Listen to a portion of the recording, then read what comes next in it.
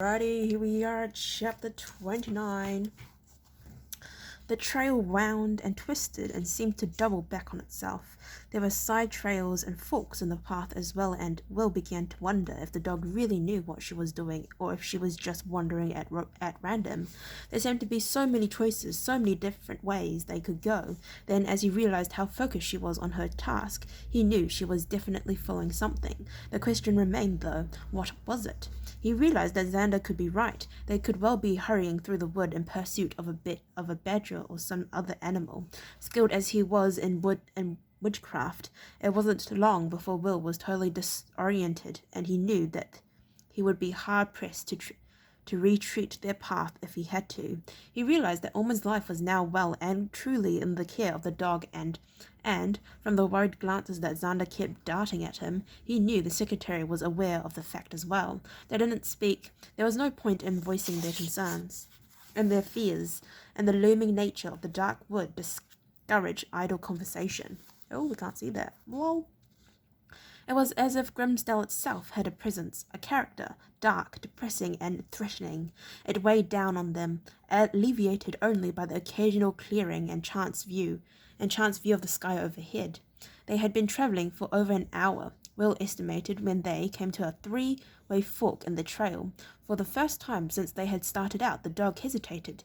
She cast down the right-hand fork for a few meters, then stopped, nose down, forepaw raised uncertainly. Then she snuffled her way back and tried the left fork.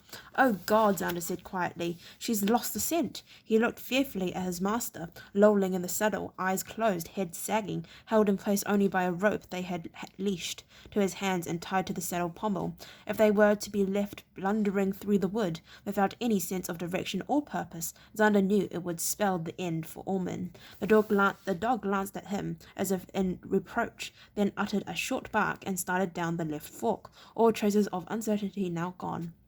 Will and the secretary urged their horses forward to follow. They had gone 50 meters, winding and twisting, and perhaps making only 20 meters of progress, when Will heard Xander let out a gasp.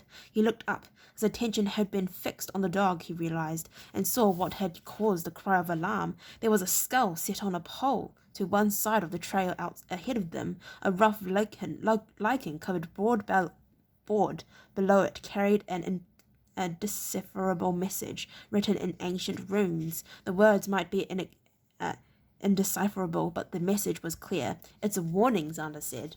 Oh, it's not even in focus. Oh my gosh, I'm so good at this. Will slid an arrow from his quiver and laid it on the bowstring. "Then consider yourself warned," he said dryly. "Personally, if I'm planning to ambush someone, the last thing I ever do is let them know in advance." He leaned forward to study the skull more closely. It was yellowed with age, and it was not quite human. The lower jaw seemed to thrust forward from more than a man's, and there were fang-like canine teeth either side. The dog was waiting impatiently, and he signaled her forward.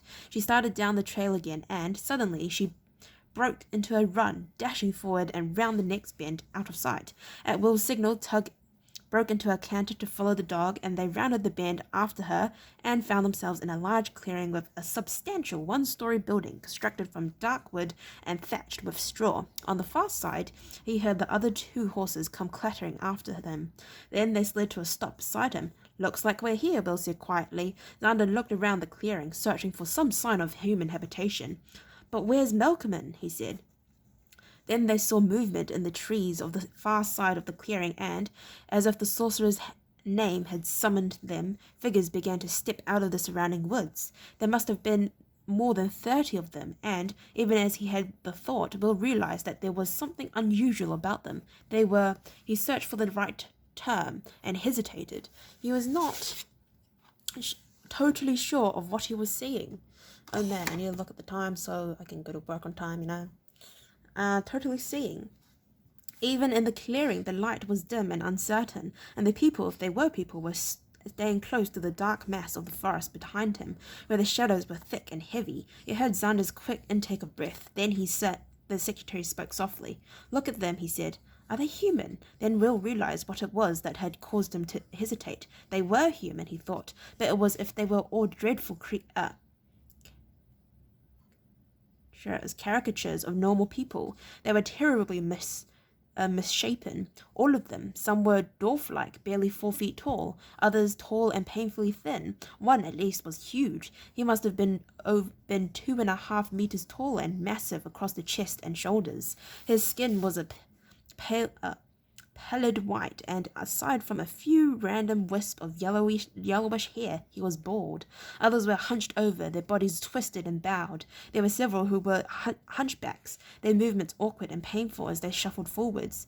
Will's throat went dry as he realized that among the 30-plus people facing him, there was not one who could be described as normally shaped. Obviously, this was the result of Malcolm's black sorcery, he thought, and as he thought it, he also realized that they had made a mistake bringing the unconscious Orman here. A wizard who would create such painful disfigurement among people was hardly going to help the castle lord recover from the poison that was destroying him. After their first movement out of the shadows of the trees, the creature stopped, as if in response to some silent command. Will glanced down at the dog. As the dog sank slowly to her haunches in front of him, he could feel the low, continuous rumble of warning in Tug's chest. It was an impasse, he realized. There was no sign of the wizard, unless he happened to be one of the misshapen creatures that faced him across the clearing, and somehow he doubted that. Malcolm, from all he had heard and seen so far, was more likely to be the creator of these things than one of them himself. Ranger, Xander's voice was low and edged with fear. Will glanced at him, and the little man nodded to the far side of the clearing. Following his gaze, Will felt his own throat constrict with fear.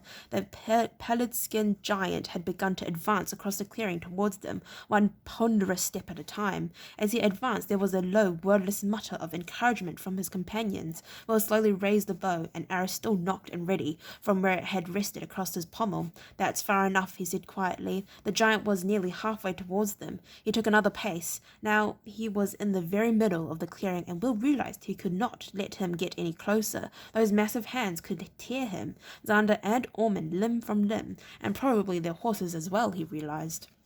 "Stop," he said a little louder, with more of an edge in his voice. The giant met his gaze. Even though Will was seated astride Tug, their eyes were on the same level. The giant frowned, and Will saw his muscles tense as he prepared to take another pace. He slid an arrow back to draw fully, instinctively sighting on the giant's chest, right where the heart should lie.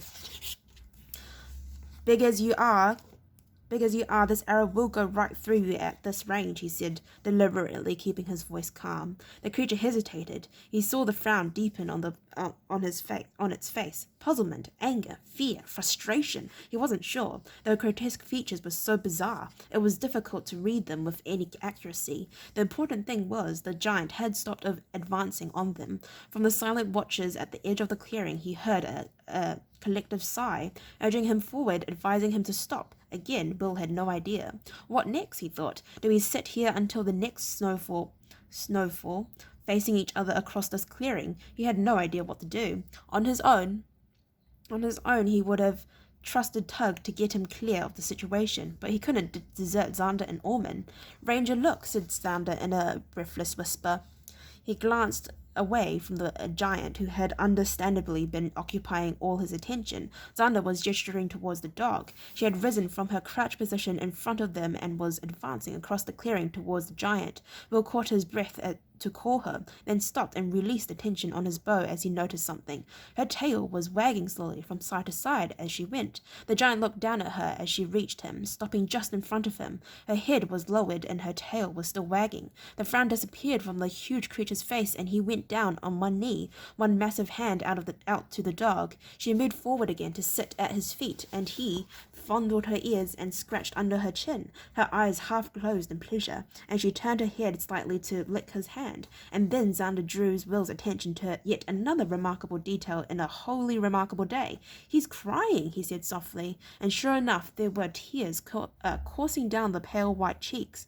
"You know, I think he's quite harmless. Thank God you didn't shoot him." "I must say I agree," said a voice from behind them. "Now, would you mind telling me what the devil you're doing in my woods?" All right, what a cliffhanger. Also, you totally could not even see that. Anyway, I'd like to thank you very much for listening to me to read up to chapter 29. If you'd like to listen to me read chapter 30, then please stay posted, and hopefully I'll see you next time. Bye-bye.